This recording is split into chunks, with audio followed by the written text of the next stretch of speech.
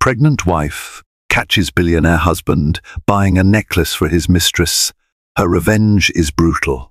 In the whirlwind of luxury and secrets, one tragic discovery sets a fiery path of revenge in motion. Helena, 7 months pregnant and blissfully unaware of the storm brewing around her, stumbles upon a sparkling diamond necklace that her wealthy husband, James, clearly never intended for her. Her heart pounds with fury and heartbreak as she realizes the gift is meant for another woman, a mistress. In that moment, Helena's life shatters into 1,000 glittering pieces. Yet, beneath her devastation, a flicker of resolve ignites. What if this betrayal wasn't the end of her story, but the beginning of a brutal comeback? Helena Winter had grown up believing in fairy tales. Even as she approached her late 20s, she was the type of person who took joy in small acts of kindness, saw beauty in a hummingbird's wings, and believed that true love could solve anything.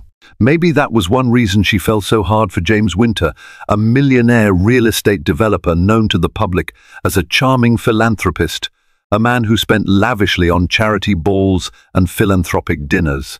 He was tall, handsome, and had an easy confidence about him that made everyone from waiters to CEOs gravitate to him.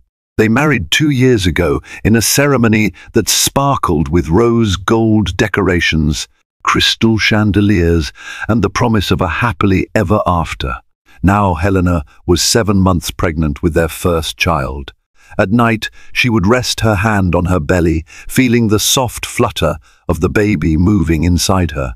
She imagined the nursery they had decorated in warm greys and whites, with a moon and stars motif scattered delicately on the walls. Everything seemed like a dream realized. They had a gorgeous home nestled in the rolling hills of Connecticut, a luxury penthouse in New York City, and the means to travel anywhere. James's business was thriving. There was never a shortage of compliments from people who envied their marriage, their success, and their apparent closeness. They seemed like the perfect couple, glamorous, happy, and supportive of one another. But it was all an illusion.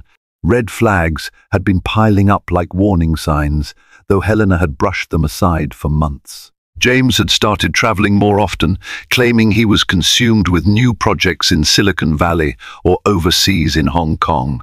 His phone was constantly buzzing with calls he took in private. He would come home late, occasionally with the faintest trace of perfume that wasn't Helena's. When she'd mention it, he'd laugh it off, chalking it up to an associate's wife hugging him at a party. Yet, every time Helena asked for specifics, the conversation ended abruptly, or James swiftly changed the subject to something else, flattering her about the new dress or her glowing skin. And Helena, soft-hearted, trusting Helena, believed him. One crisp evening, though, she felt a subtle but distinct shift. Her husband had left his tablet unlocked in the living room. Usually James was meticulous about securing his devices. He'd talk endlessly about privacy, NDAs, and critical business negotiations. That night, Helena was sitting on the couch, rubbing her growing belly, waiting for James to come down for dinner, when the tablet pinged with a new email. A subject line caught her eye. It said, "Your Tiffany & Company purchase is ready. Tiffany & Company." The name alone was iconic, conjuring images of that classic New York City flagship store on 5th Avenue, the turquoise boxes and sparkling diamonds behind glass counters. Helena's heart pounded faster. She told herself it was probably something James had purchased for her, maybe a push present or an anniversary gift. She opened the email with trembling hands. The message read, "Dear Mr. Winter, your custom-designed diamond necklace is complete. Please visit our flagship store on 5th Avenue to pick it up at your earliest convenience. We look forward to assisting you." Helena's eyes skimmed the details. A platinum chain, 2-carat diamond centerpiece, engraving "Forever in my heart." She sat in stunned silence. The baby shifted uncomfortably in her womb, as if sensing her unease. The day after tomorrow was their 2nd anniversary. Could it be for her? She felt a twinge of excitement, swiftly overshadowed by the concern that the cost and design sounded like something James might do, but the phrase in the engraving didn't ring a bell. James had never been the type to say "forever in my heart." He used different pet names, different phrases. In fact, if he were to choose an engraving for Helena, it might be something like "my shining star," or a reference to her beloved lullaby she often sang. This felt off. She closed the email, her mind swirling. Logic tried to reassure her maybe James wanted it to be a surprise, but an ache began to form in the pit of her stomach. She decided not to confront him right away. Instead, she'd wait, watch, and see if he revealed anything. The next morning, James left early, claiming he had a business meeting in Manhattan. Helena pretended to be asleep, but the minute she heard the click of the front door, she was up and dressed. She needed answers. She made a plan. She'd go to Tiffany Co. that afternoon, inquire about the necklace, and confirm whether it was indeed for her. It felt sneaky, but the growing suspicion in her heart demanded action.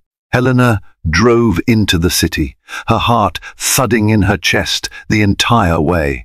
She parked near Fifth Avenue, ignoring her usual inclination to watch her spending on parking garages today. She just needed answers. Tiffany Company's flagship store dazzled beneath the morning sun, the polished door handles glinting like gold. Stepping inside was surreal. The store smelled of luxury and fresh-cut flowers, with showcases of diamonds, pearls and gemstones stretching across the floor. A polite man in a sharp suit greeted her. "How may I help you today?" She forced a smile. "I'm here about a custom necklace that was purchased under the name James Winter." The man typed quickly on a computer, then brightened. "Ah, yes, Mr. Winter. It's a lovely piece." He reached beneath the counter and brought out a turquoise box tied with a crisp white ribbon. "We're awaiting his visit tomorrow or the day after, but you're welcome to inspect it if you're Miss S. Winter." Helena swallowed hard as he opened the box.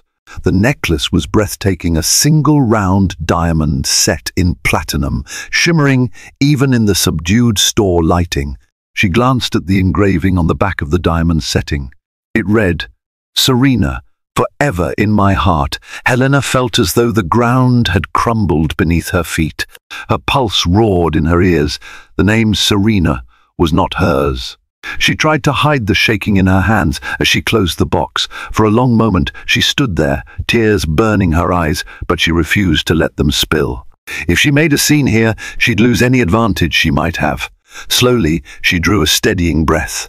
"That's lovely," she managed, her voice tight. "I'll let him pick it up."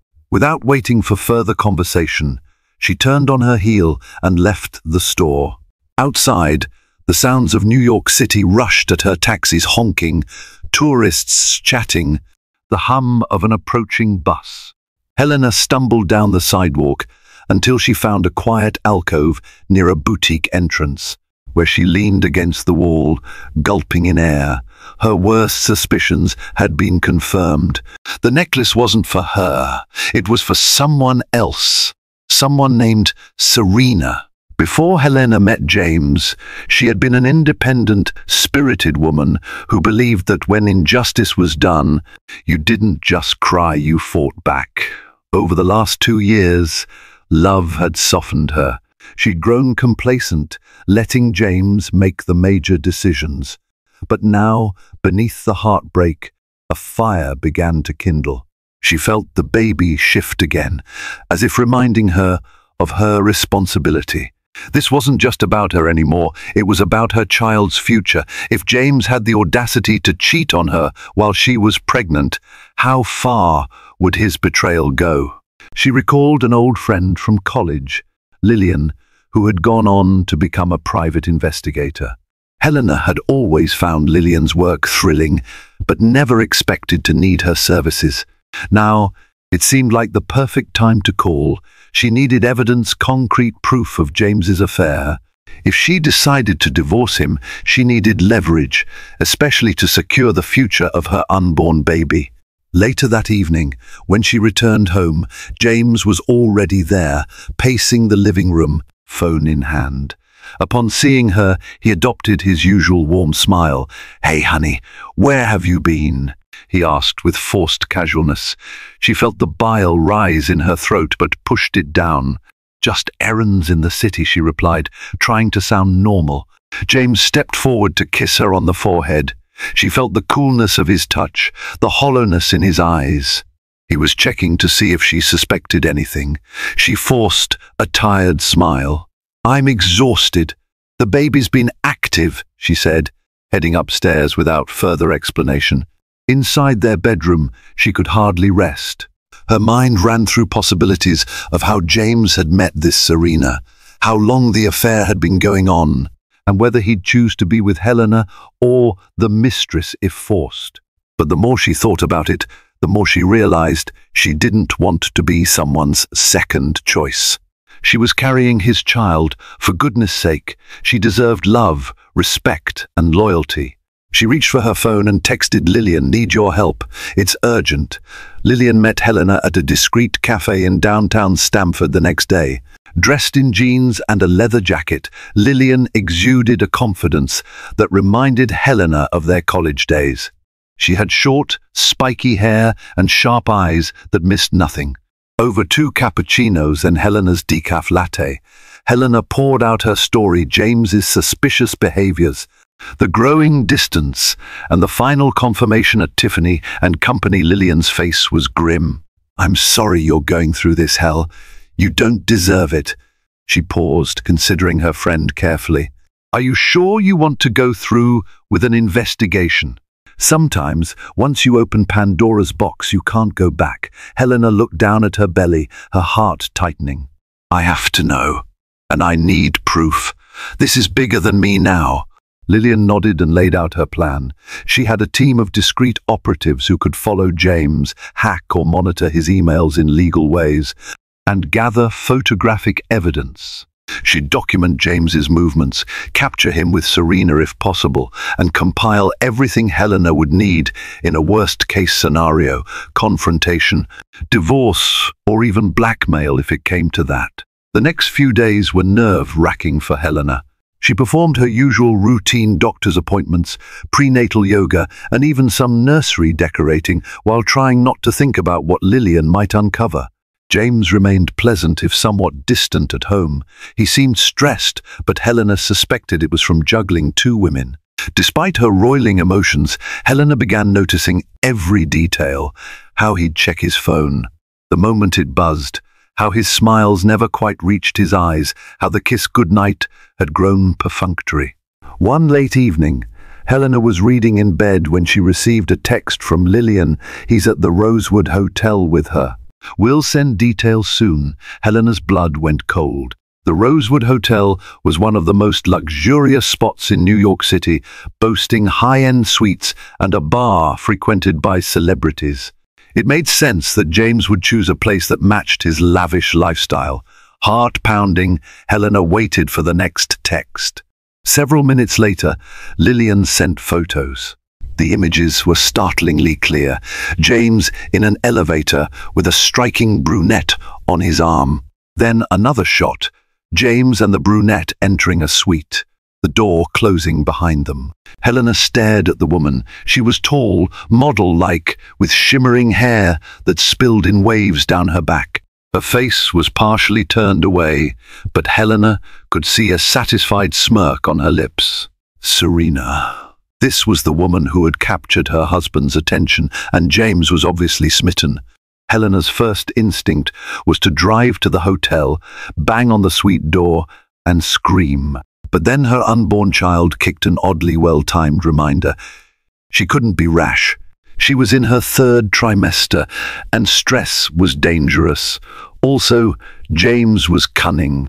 If Helena confronted him without a plan, he might lie, cover his tracks, or even blame her for invading his privacy and spin the story in some twisted manner. So she waited. When James returned home the following afternoon, she forced herself to greet him with a tired smile. her face betraying only slight exhaustion, not the raging fury she felt inside. "Working late again?" she asked casually, flipping through a magazine at the kitchen counter. "Yeah," he replied, tossing his jacket aside. "Big project. These clients are driving me nuts." Helena glanced at him. "You must be exhausted." He shrugged. "A bit. I might head to bed early." "You?" She nodded. The conversation felt painfully mundane. He gave her a half hug, a brief kiss on the cheek, and trudged upstairs. Helena watched him go, thinking about how easily he slipped into this domestic role. How could he be cheating mere hours earlier, and then return like nothing was amiss? The thought made her stomach churn. That night, she barely slept. Thoughts of Serena, the baby, and James's betrayal circled endlessly in her mind. In the early hours of the morning, she recalled a detail from Lillian's photos. James was carrying a small turquoise bag when he accompanied Serena into that suite. Tiffany and Company. Without a doubt, that was the diamond necklace. Her gift, no, the mistress's gift. Over the next week, Helena maintained her facade.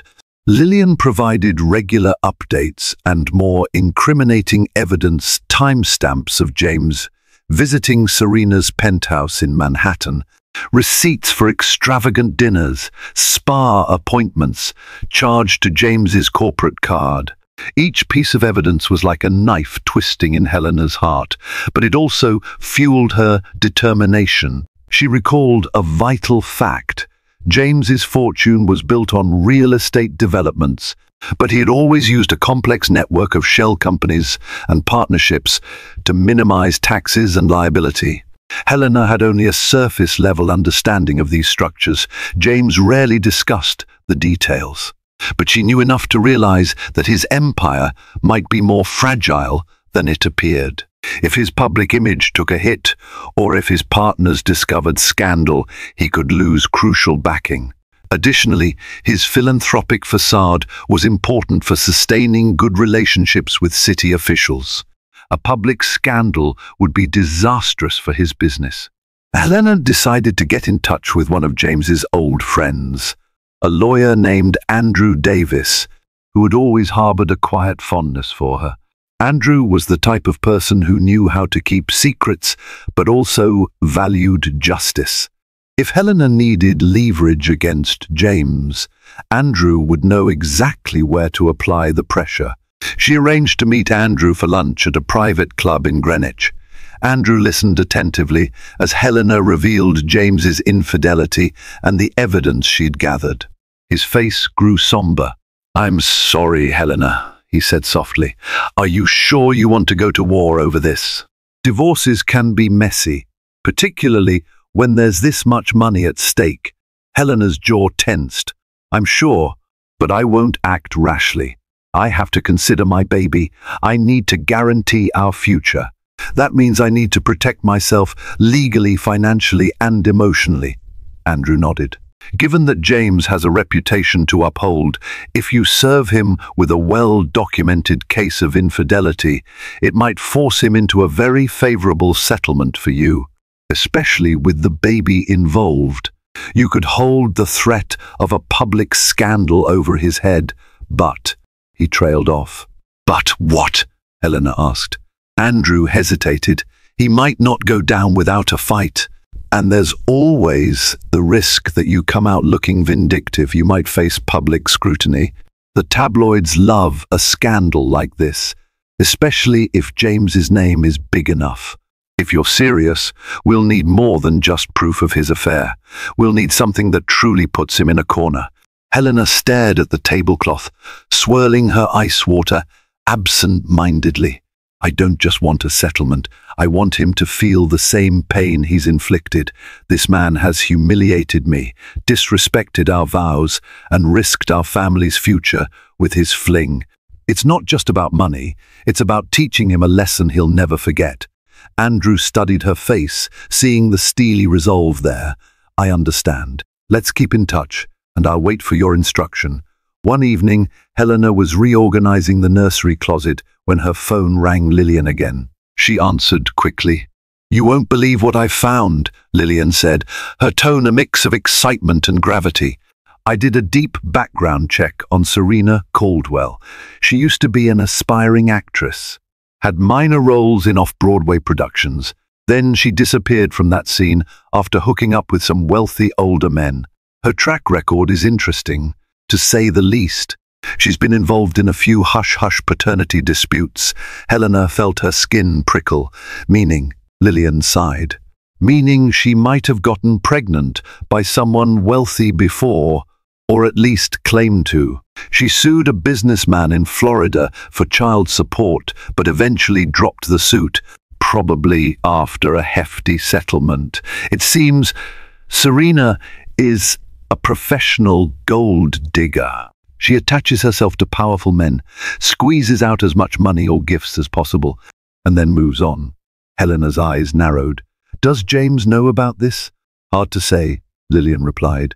"She might be lying to him, but if James is truly smitten, he might be ignoring all the warning signs. A woman like Serena knows exactly how to play a man, especially a wealthy one.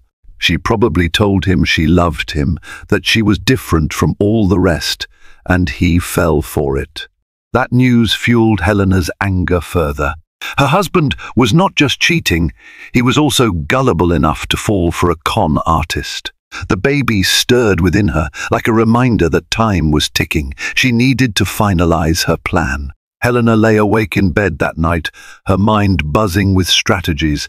Divorcing James would be simple enough with the evidence of his infidelity. But that wasn't enough. She wanted to do something that stung, something that reminded him he couldn't just treat people like disposable objects. She considered the timing carefully. She was due in about 2 months. It might be risky to enact a massive plan now, but it also might be perfect. James would never expect his pregnant wife to have the time or energy for cunning moves. She texted Lillian in the morning, telling her she wanted more in-depth information on James's business dealings.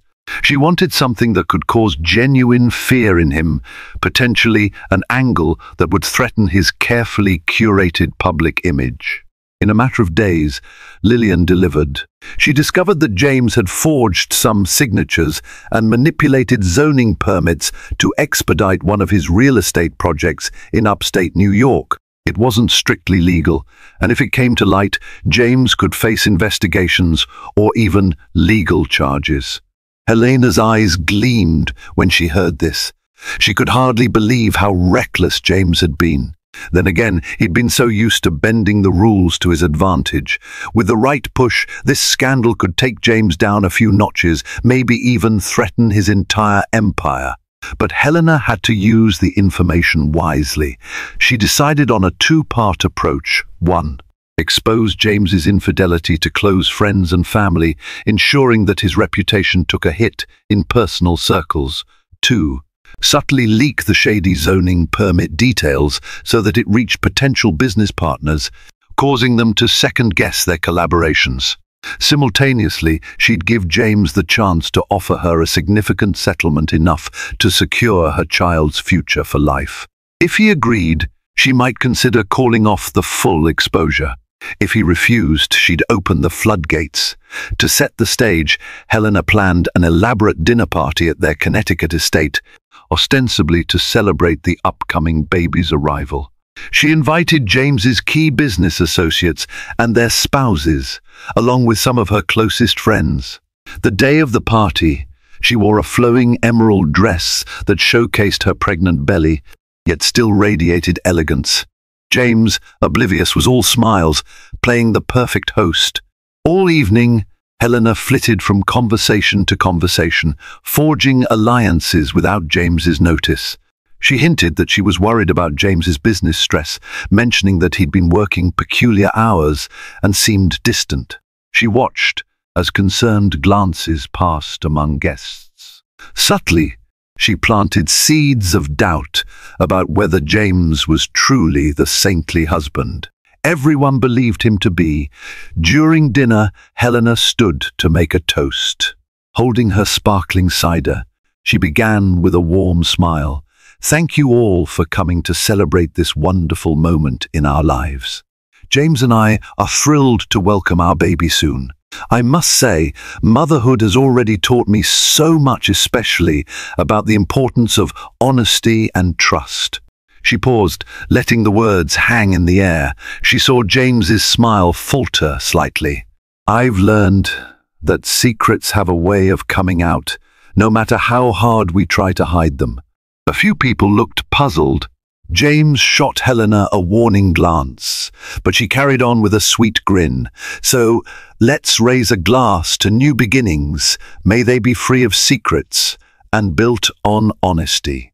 Applause followed, but a tense undercurrent churned through the room. James tugged on his tie. He was no fool. He recognized the undertone of her words. Yet he forced a chuckle and kissed Helena's cheek. "Well said," he murmured, his eyes searching hers in confusion. The next morning, James cornered Helena in the study, his jaw set in annoyance. "What was that toast about?" he demanded. "You sounded like you were referencing something specific." Helena gave him a placid look. "Just thoughts on marriage, trust, and the future." He narrowed his eyes. "If something's bothering you, let's talk about it." Her gaze flickered. "Would you tell me if you were hiding something, or would you lie about it?" James's face paled momentarily. She saw him recalculating, trying to keep his composure. "Where is this coming from? You're acting paranoid. Maybe it's the hormones. That jab stung." Helena took a steadying breath. "Stop using my pregnancy as an excuse. I'm not stupid, James. I want you to be honest with me. Right now, are you having an affair?" His eyes flitted away for a second. That was all Helena needed to confirm her worst fears. But she waited for his response. "Of course not," he finally said, his voice lacking conviction. "I love you. You know that." She snorted softly. "You're lying." With that, she turned and left the study, leaving James standing there, jaw clenched in anger. She knew he'd likely confront her again, but for now, letting him stew in uncertainty worked to her advantage. Over the next day or so, Helena began implementing the second part of her plan. She called Andrew and gave him the go-ahead to quietly leak the zoning permit scandal to a strategic contact, someone who'd alert James's potential new partners. She wanted them to start asking questions, instigating a panic within James's circle. Simultaneously, Helena confronted James with a written ultimatum. She wanted a postnuptial agreement that would grant her full custody of their child, a substantial financial settlement, and ownership of certain assets, such as the Connecticut house, if they divorced. She placed it in a sealed envelope on his desk, labeled in bold letters. 2 days later, James came home fuming. The minute he walked through the door, Helena could sense his rage. He stormed into the living room where she was reading, brandishing the sealed envelope. "What is this?" he hissed. Helena looked up calmly. "You read it. You tell me." He threw it onto the coffee table. "You're threatening me. A post-nuptial agreement on top of this nonsense about an affair?" "Nonsense," Helena repeated. She stood, bracing herself for the confrontation she knew was inevitable. "I know about Serena Caldwell. I know about the necklace from Tiffany's. I know about your nights at the Rosewood Hotel. I have photos, James." For a moment, James looked like he'd been punched in the gut. His face went white, and he actually staggered a step backward. Then anger replaced shock. "You've been spying on me?" Helena let out a bitter laugh. "I've been protecting myself, my unborn child. You left me no choice." He began pacing, raking his hands through his hair. "It's not what you think," he muttered. "Serena is she's just a distraction. It's business too. She knows people. I need to close a deal." "Don't insult me," Helena snapped, her voice trembling with outrage. "I've heard enough lies. I want you to sign that agreement, guaranteeing me everything I'm asking for, or else I release the evidence of your affair to your business partners, your family, your mother, the press. You name it." And that's not all. He paused, eyes widening as she pressed a manila folder into his hands. Inside were documents detailing the zoning permit fraud. She saw the color drain from his face again. "You're blackmailing me," he whispered. She folded her arms over her chest. "I'm giving you a choice. Make me whole or face the consequences." That night, James refused to sign anything, storming out of the house in a rage. Helena guessed he'd run straight to Serena, seeking solace or advice. Sure enough, a few hours later, Lillian texted Helena that James was at Serena's penthouse. But something unexpected happened. At around midnight, Helena's phone buzzed again. It was a call from Lillian, her voice urgent. "You won't believe this, Hel. Serena just got into an argument with James. She kicked him out of the penthouse. There was shouting. Neighbors heard everything. Something about money. Helena felt a grim satisfaction. She'd suspected. Serena was a gold digger. Now that James's business was showing signs of trouble, Serena must have smelled the potential downfall. The cracks in James's empire were starting to show. If James lost everything, Serena would jump ship faster than anyone could blink. The next morning, Helena found James asleep in the living room, stubble shadowing his jaw, tie loosened, his suit rumpled. An empty whiskey glass sat on the side table. She quietly made breakfast, the smell of coffee filling the kitchen. When James finally stirred, he trudged to the kitchen counter. "You have no idea what you've done," he said hoarsely. "My investors are backing out of a major development. They got wind of some rumored legal irregularities. My phone's been blowing up all morning. People want answers." Helena offered him a calm gaze. "So sign the agreement." James slammed his fist on the counter, making her jump slightly. "This is my life's work. You're trying to ruin me, Helena." A flicker of pain crossed her face. "You already ruined something far more precious, our marriage. You want to talk about destruction? How about what you did to me, to our child? This was supposed to be a time of joy, and you chose to betray me." Tears stung her eyes despite her attempts at composure, and for a moment James looked regretful. "I never meant for it to go this far," he whispered. "Serena was just. She was fun, a break from the stress." "I didn't think." "No, you didn't think," Helena said quietly. "And now you have to face the consequences." He slumped into a chair, burying his face in his hands. The tension in the room was palpable. Helena almost felt sorry for him. But then she remembered the Tiffany necklace, the nights at the hotel, the lies upon lies. Her resolve hardened. Just when Helena thought the drama might hit a standstill, she received an unexpected call. The caller ID read blocked, but she picked up anyway. "Hello, is this Helena Winter?" a sultry female voice asked. Helena's breath caught. "Yes, who is this?" "It's Serena Caldwell," the woman purred. Helena tensed. "Why are you calling me?" A slight pause. "I thought you might want to know what James is up to. We had a falling out, and I can't stand being lied to anymore." "I suspect you and I have more in common than you think." Helena gripped the phone. This was unexpected. "Go on." Serena let out a bitter laugh. "Your husband told me he was leaving you, that you were a frigid, controlling woman who only married him for his money. He claimed he didn't want the baby, that it was all your idea. He said he wanted to start a fresh life with me. Then, after he gave me that necklace, I found out he was lying about half his promises. He wouldn't even pay off my debts. Then I heard rumors that his business is in trouble, so I told him to get out." Helena inhaled slowly, her heart pounding. So James had planned to discard her, to disclaim interest in their baby, and he was feeding Serena a sob story. "What do you want from me?" Helena asked, her voice eerily calm.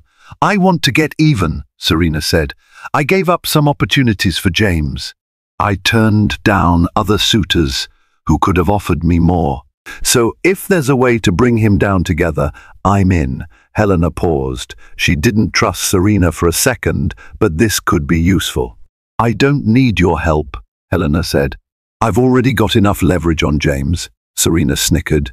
Suit yourself. But if you need me, you know how to reach me.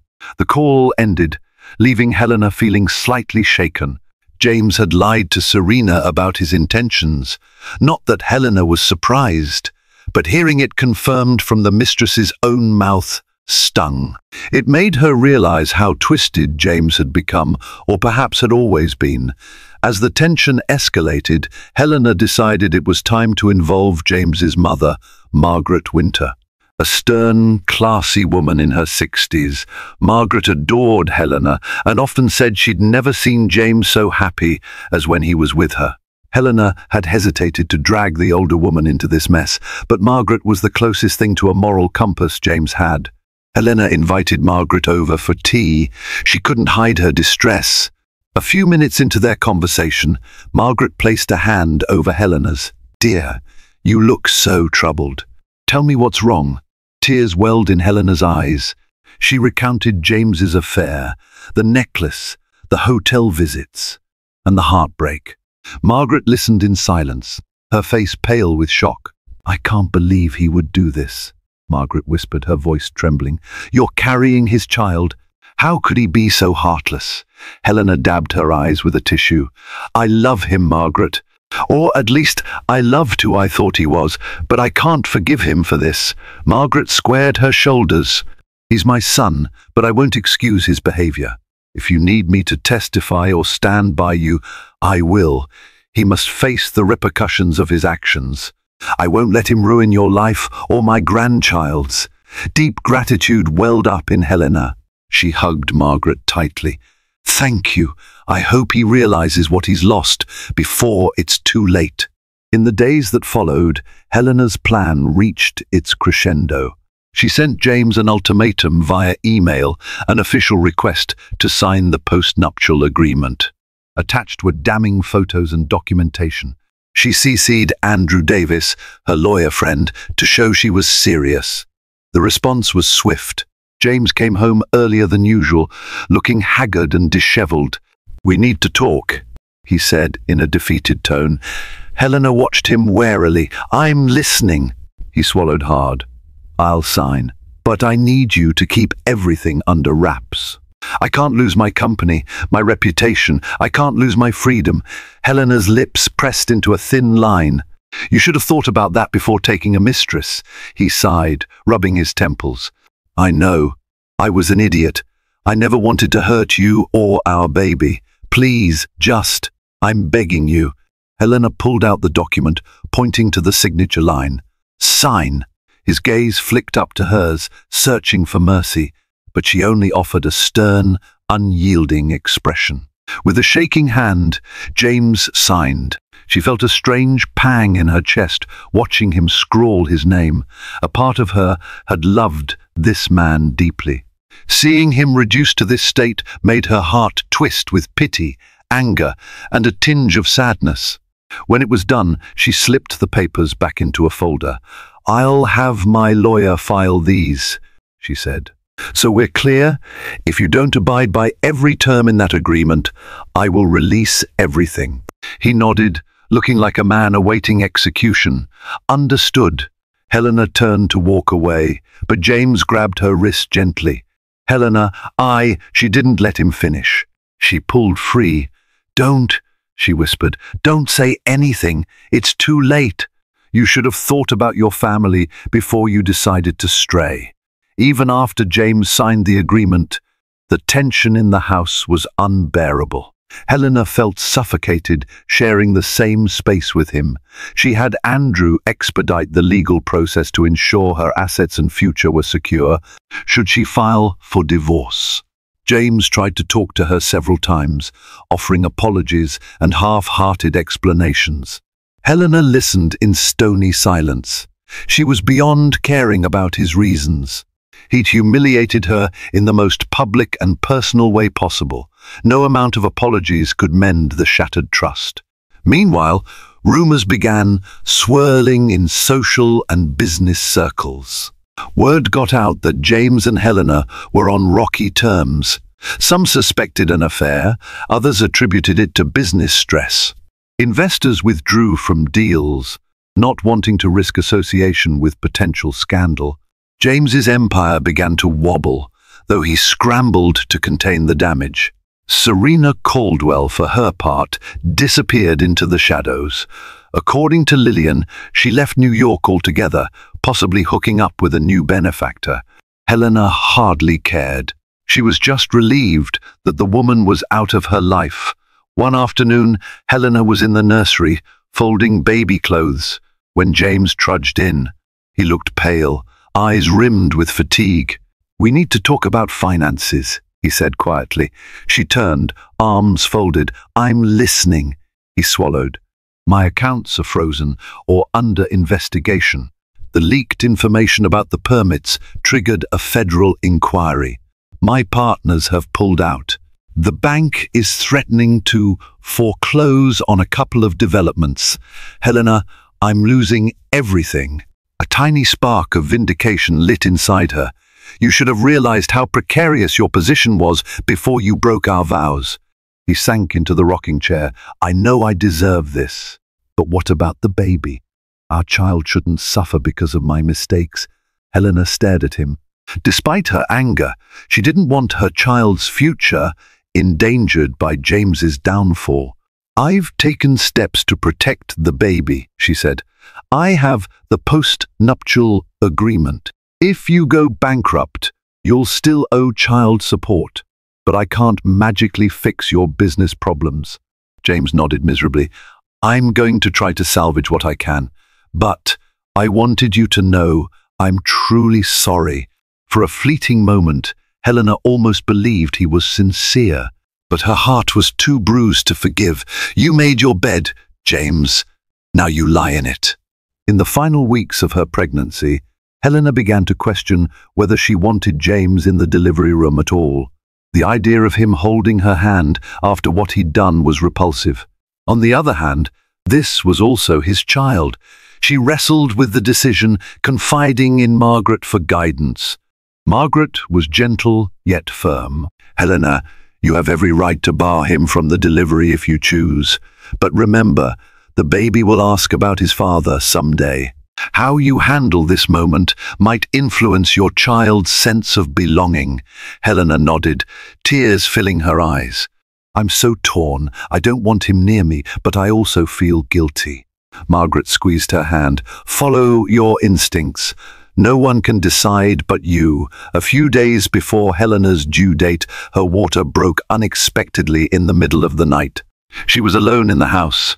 James had been staying at a hotel for the last week to avoid tense run-ins. Panicked and in pain, Helena called Lillian, who rushed her to the hospital. In the flurry of hospital corridors and nurses hooking her up to monitors, Helena gripped the bed rails, breathing through contractions. She didn't call James. She was determined to bring this child into the world, surrounded by people she trusted. Margaret, upon hearing the news, arrived shortly after, holding Helena's hand as she labored. Finally, after hours of pain, Helena gave birth to a healthy baby boy. The moment she heard his cry, the world seemed to shift. Tears streamed down her face as the nurse placed him on her chest. His tiny hands and pink cheeks filled her with a surge of protective love.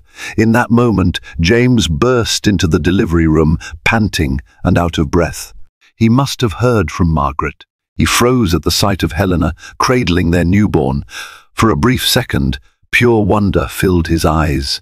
But Helena's heart was hardened. She turned away, shielding her baby from him. "You weren't invited," she murmured, pressing her lips to the infant's forehead. James stood there, a mixture of longing and regret etched into his face. He didn't push the issue. He simply watched from a distance as nurses tended to Helena and the newborn. In the days that followed, Helena named their baby Oliver. She allowed James to visit Oliver occasionally, but always with a nurse or Margaret in the room. She didn't want to speak with him. She was healing physically from childbirth, emotionally from betrayal. Meanwhile, James faced the brunt of his bad decisions. His real estate empire collapsed under legal scrutiny. He managed to avoid jail time by cooperating with authorities, but he lost significant business deals, property, and the confidence of high-profile investors. Reports swirled in the media about potential fraud in his developments. Some tabloids even hinted at an affair that had triggered internal turmoil. His name became tainted, a symbol of a millionaire's hubris leading to downfall. Helena, with the help of Andrew, filed for divorce, citing irreconcilable differences. The postnuptial agreement ensured she received a handsome settlement, though James's finances were severely depleted. She kept the Connecticut house, enough funds to secure Oliver's education, and a tidy amount to rebuild her own life. One afternoon, Serena Caldwell's name resurfaced in the news.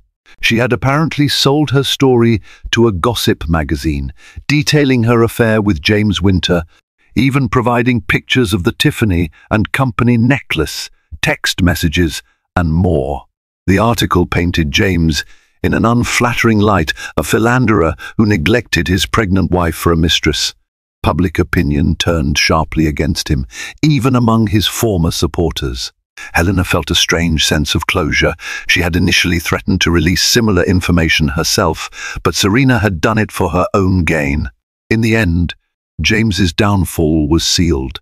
The public humiliation was complete. In the weeks and months after Oliver's birth, Helena focused on being a mother. She found solace in the daily routines of feeding, rocking, singing lullabies, and watching her son's every miraculous first. The heartbreak lingered, but her child's smile offered an unexpected balm. When James came by to see Oliver, he was a shell of the man he'd once been humbled, quiet, almost broken. Helena allowed only short, supervised visits. She wanted Oliver to know his father, but she also needed to protect her peace. Helena began therapy to heal from the betrayal. She also reconnected with friends she'd lost touch with during her marriage. Bit by bit, she reclaimed her identity. She discovered she had a talent for interior design, a passion she'd dabbled in before marrying James. With her settlement money, she opened a small design studio, determined to forge a future where she could stand on her own 2 feet. Every so often, she found herself reflecting on the extraordinary lengths she'd gone to for revenge. A part of her worried that she'd stooped too low, that she'd become vindictive. But then she reminded herself that James had made his choices. He had sown the seeds of his own destruction. She had merely refused to be his victim. Nearly a year passed after Oliver's birth. The final divorce decree was signed, awarding Helena primary custody. She stood on the balcony of her Connecticut estate one morning, gazing at the sprawling lawn where Oliver would someday run and play. A sense of peace enveloped her, a freedom she hadn't felt in a long while. Margaret often visited, doting on Oliver, grateful that Helena hadn't cut the Winters out of her life entirely. As for James, he lived more modestly now, renting a small condo in the city. He had begun a slow, painful climb back to some semblance of financial stability, taking smaller consulting jobs. He never asked for Helena's forgiveness outright, perhaps believing he didn't deserve it. One bright spring day, Helena sat on the grass with Oliver, now toddling around with bright, inquisitive eyes. She watched him chase a butterfly, giggling in the sunlight. She realized that even though her marriage ended in betrayal, it had given her the greatest gift of all, her son. The memory of James's betrayal was still a wound, but it no longer bled. It was a scar that reminded her of her own strength, her capacity to overcome, and the fierce love she had for her child. Her revenge had been brutal, yes, but it was also a means of survival in a cruel, unexpected storm. And from that storm, she had emerged stronger, with a future she could shape on her own terms. Thank you for joining me on this intense journey through betrayal, heartbreak, and ultimately, fierce empowerment. Helena's story is a reminder that even in the darkest moments, when trust is shattered and innocence lost, one can rise stronger and fight for what truly matters. She refused to be a victim and claimed victory over her destiny, ensuring that her child's future remains secure. It's a tale of brutal karma, proving that actions always have consequences. And sometimes, those who betray end up facing the harshest punishments of all. If you found yourself captivated by the twists, the passion, and the retribution in this story, don't forget to like, share, and subscribe to our channel. Your support helps us bring more riveting tales like this one to life. Share your thoughts in the comments. What would you have done in Helena's position? Until next time, stay strong and stand up for what's right.